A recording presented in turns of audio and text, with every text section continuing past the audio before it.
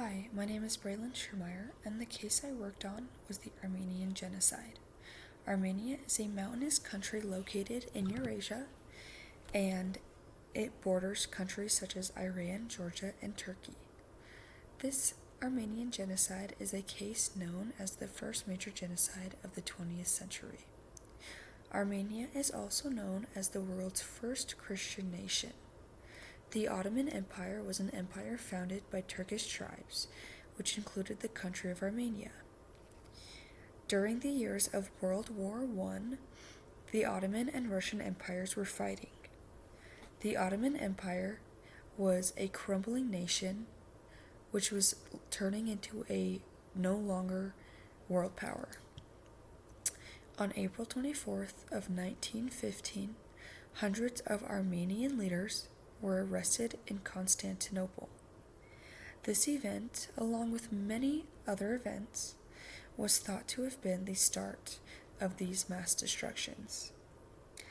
As well, it was suspected that all the Armenian people were silently against the Ottoman Empire, because a number of the Armenians were actually choosing to fight with the Russian Empire.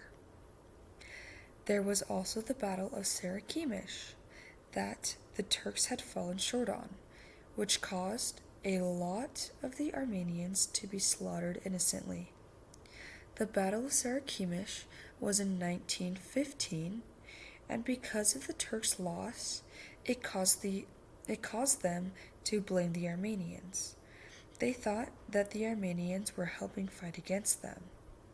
The Turkish leaders had ordered for just the leaders of Armenia to be killed. Then, they intensified the situation and ordered for all Armenians to be executed, many of which were marched into masses into the desert and starved to death, died of disease, or died of dehydration. This genocide was known to have killed anywhere from 1.2 to 1.5 million innocent Armenians. And this genocide actually falls under the category of the violation of human rights. Based on the United Nations Declaration of Human Rights, there were many human rights that Turkey violated for the Armenian citizens. I want to focus mainly on Article number 5 and Article number 18. Although the United Nations Declaration of Human Rights was written some decades after the mass casualty happened, we can see just how ruthless this event was in history for the Armenians. Article 5 states how no one should be subject to torture, inhumane punishment, or degrading treatment. We can see, just by hearing about this casualty, that the Armenians were violated. There were many women and girls who got sexually violated and tortured, some of which were even sent and sold into slavery. These Armenian people also suffered forced deportations, death marches, forced conversions, and many more torturous activities. Also, Article number 18 in the United Nations Declaration of Human Rights states how people have the right of thought, conscience, and religion. Many of the Armenian male and female citizens were forced to conversion from their practiced religion of Christianity to a completely different religion. The Turkish government forced the Armenians to change their faith and practice the Islamic faith, which the Turks practiced. As well, there were mass destructions of the religious institutions that the Armenians would worship in. Turkish leaders also caused a mass killing of all Christian leaders. This included people like the bishops, the priests, and the other clergy. This was seen as one of the biggest human rights articles that the Turks had violated during this time. According to an article that I read, which depicts the significance of these tortured beings, we can see just how severe this time was. In the article, on the third picture, we see multiple bodies lining the ground by a mass body of water. Just by looking, it's evident that these humans were starved and tortured to death. Many of these photos we can see that these bodies were left in conditions that caused their remains to deteriorate very quickly. Many bodies were found in deserts, mountains, and rivers, which weathered these bodies and skeletal remains. Some skeletal remains have actually been found in present-day Turkey and the Syrian desert in the mass graves that they dug.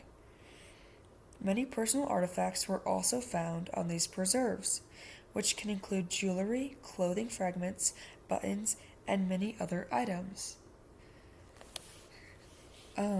After hearing about the cries of these people from across the country, the Americans wanted to send help the best that they could.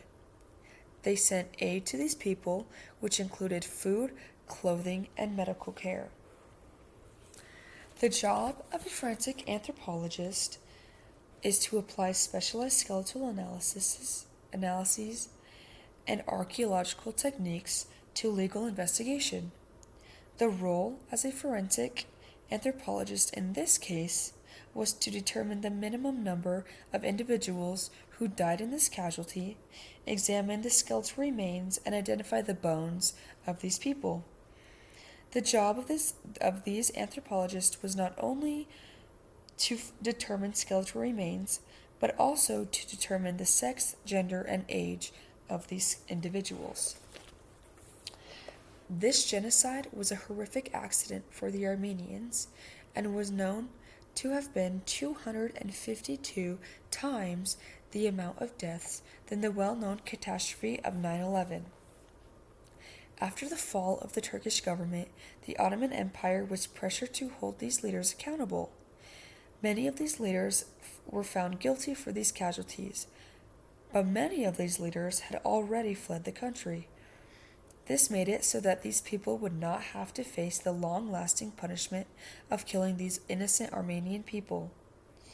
Because of this, some vigilante groups formed and took matters into their own hands. These people became successful in assassinating some of the leaders that had fled. Due to this event, it actually exposed the weaknesses of the international law. To this day, 111 years after this mass casualty had occurred, the Turkish leaders still deny the systematically planned genocide of the innocent Armenian people.